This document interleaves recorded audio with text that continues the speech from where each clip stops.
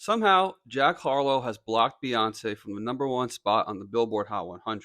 The new chart dropped today, and as it turns out, Jack Harlow's Lovin' on Me has maintained the number one spot for the sixth week running.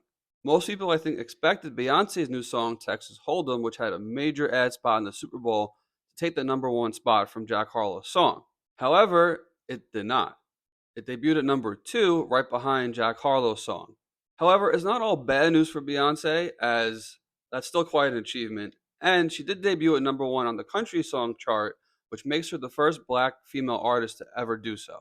Now, how did this happen? Well, Jack Harlow has been bolstered heavily by radio, and radio streams count more towards the charts than does streaming. So even though his streaming dropped by, they said, about a 7% figure, the radio airplay jumped 2%.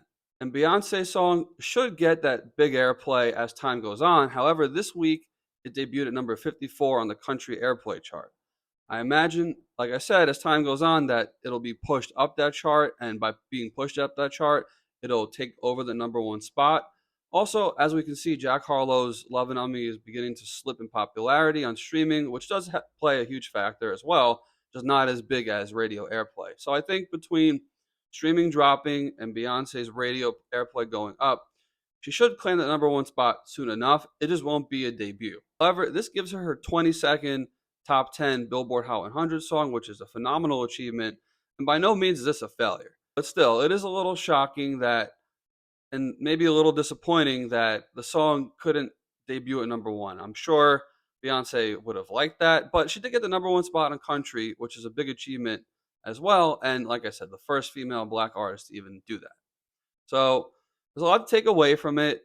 We'll see. Atlantic Records, who's pushing Jack Harlow's song, clearly has some good relationships with radio. I'm sure Beyonce will make her push soon enough. So we'll see how this plays out over the next couple of weeks. I imagine Jack can't hold on for too much longer.